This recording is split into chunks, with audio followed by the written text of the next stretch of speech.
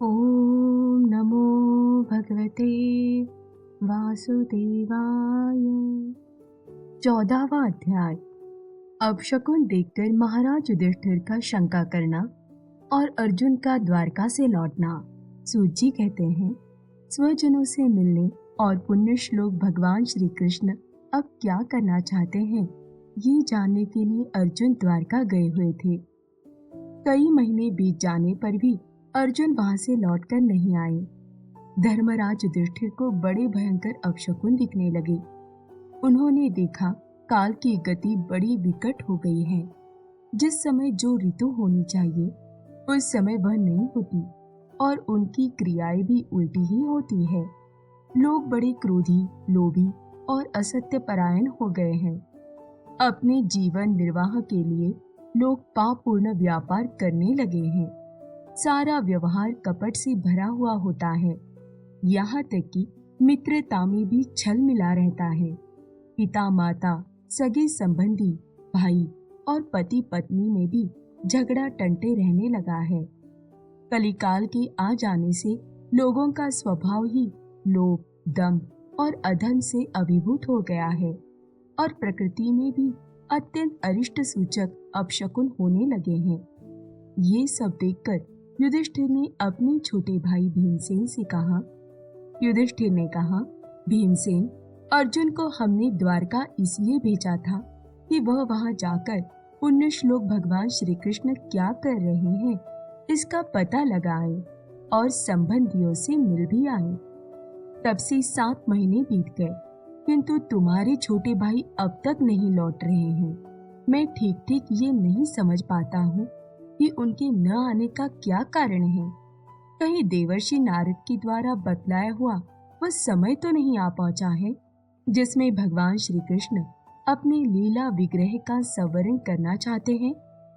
उन्हीं भगवान की कृपा से हमें यह संपत्ति, राज्य, स्त्री, प्राण, कुल, संतान, शत्रुओं पर विजय और स्वर्गादि लोगों का अधिकार प्राप्त हुआ है।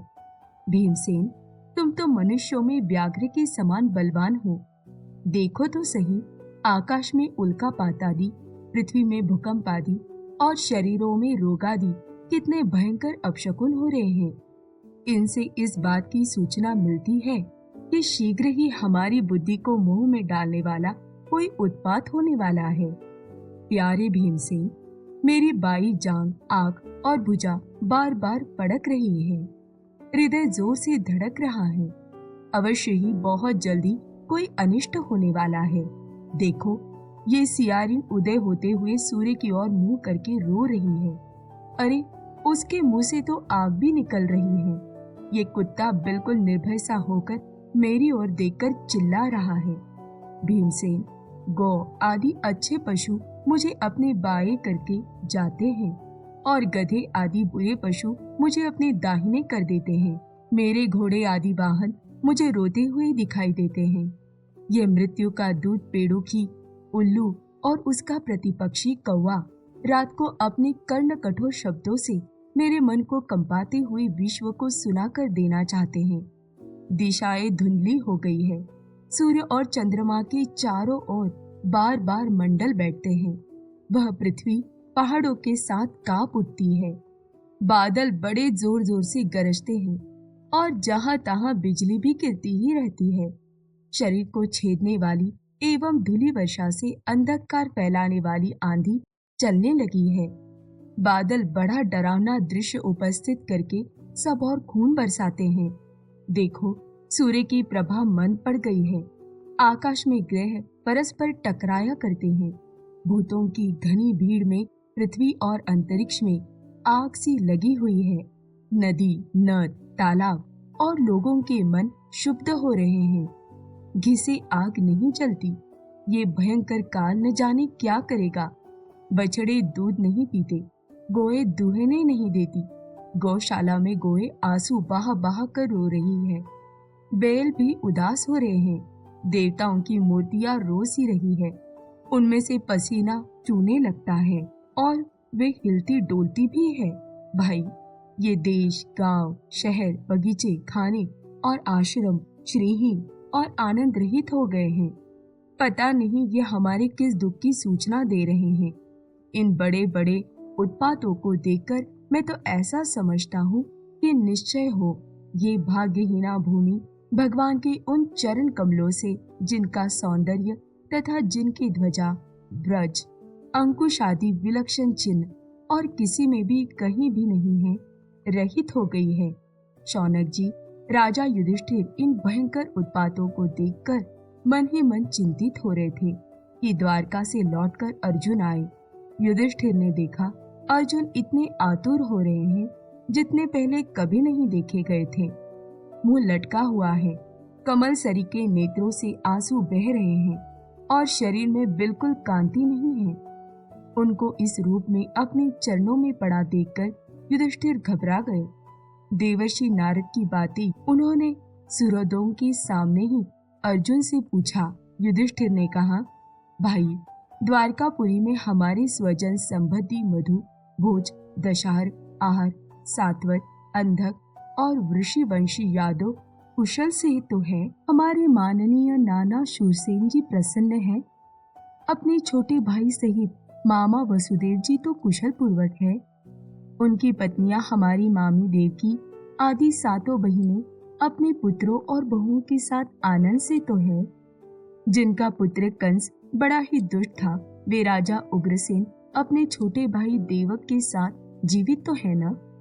हृदय उनके पुत्र कृतवर्मा, अक्रूर, जयंत, गद, सारण तथा शत्रुजीत आदि यादव वीर सकुशल है ना। यादवों के प्रभु बलराम जी तो आनंद से है। वृषिवंशी सर्वश्रेष्ठ महारथी प्रद्युम्न सुख से तो है। युद्ध में बड़ी फुर्ती दिखलाने वाले भगवान अनिरुद्ध आनंद से है ना। सुषेण, चारुदेशन, जामवंती नंदन, साम और अपने पुत्रों के सहित ऋषभ आदि भगवान श्री कृष्ण के अन्य सब पुत्र भी प्रसन्न से है ना। भगवान श्री कृष्ण के सेवक श्रुदेव, उद्धव आदि और दूसरे सुनंद, नंद आदि प्रधान यदुवंशी जो भगवान श्री कृष्ण और बलराम के बाहुबल से सुरक्षित है, सबके सब सकुशल है ना। हमसे अत्यंत प्रेम करने वाले वे लोग कभी हमारा कुशल मंगल भी पूछते हैं। भक्तवत्सल ब्राह्मण भक्त भगवान श्री कृष्ण अपने स्वजनों के साथ द्वारका की सुधर्मा सभा में सुखपूर्वक विराजते हैं ना। वे आदि पुरुष बलराम जी के साथ संसार के परम मंगल, परम कल्याण और उन्नति के लिए यदुवंश रूप क्षीर सागर में विराजमान हैं। उन्हीं के बाहुबल से सुरक्षित द्वारकापुरी में यदुवंशी लोग सारे संसार के द्वारा सम्मानित होकर बड़े आनंद से विष्णु भगवान के पार्षदों के समान विहार कर रहे हैं। सत्यभामा आदि 16,000 रानियां प्रधान रूप से उनके चरण कमलों की सेवा में ही रत रहकर उनके द्वारा युद्ध में इंद्रादि देवताओं को भी हराकर इंद्राणी के भोग योग्य तथा उन्हीं की अभिष्ट पारिजातादि वस्तुओं का उपभोग करती है। यदुवंशी और श्री कृष्ण के बाहुदंड के प्रभाव से सुरक्षित रहकर निर्भय रहते हैं और बलपूर्वक लाई हुई बड़े बड़े देवताओं के बैठने योग्य सुधर्मा सभा को अपने चरणों से आक्रांत करते हैं। भाई अर्जुन, ये भी बताओ कि तुम स्वयं तो कुशल से हो न। मुझे तुम श्रीहीन से दिख रहे हो। वहां बहुत दिनों तक रहे, कहीं तुम्हारे सम्मान में तो किसी प्रकार की कमी नहीं हुई? किसी ने तुम्हारा अपमान तो नहीं कर दिया? कहीं किसी ने दुर्भावपूर्ण अमंगल शब्द आदि के द्वारा तुम्हारा चित्त तो नहीं दुखाया? अथवा किसी आशा से तुम्हारे पास आए हुए याचकों को उनकी मांगी हुई वस्तु अथवा अपनी ओर से कुछ देने की प्रतिज्ञा करके भी तुम नहीं दे सके? तुम सदा शरणागतों की रक्षा करते आए हो। कहाँ किसी भी ब्राह्मण, बालक, गौ, बूढ़े, रोगी, अबला अथवा अन्य किसी प्राणी का जो तुम्हारी शरण में आया हो तुमने त्याग तो नहीं कर दिया? कहीं तुमने अगम्या स्त्री से समागम तो नहीं किया अथवा गमन करने योग्य स्त्री के साथ असत्कार पूर्वक समागम तो नहीं किया? कहीं मार्ग में अपने से छोटे अथवा बराबरी वालों से हार तो नहीं गए? अथवा भोजन कराने योग्य बालक और बूढ़ों को छोड़कर तुमने अकेले ही तो भोजन नहीं कर लिया? मेरा विश्वास है कि तुमने ऐसा कोई निंदित काम तो नहीं किया होगा। जो तुम्हारे योग्य न हो, अपने परम प्रियतम अभिन्न हृदय परम सूरत भगवान श्री कृष्ण से तुम रहित हो गए हो। इसी से अपने को शून्य मान रहे हो। इसके सिवा दूसरा कोई कारण नहीं हो सकता जिससे तुमको इतनी मानसिक पीड़ा हो। ओम नमो भगवते वासुदेवाय।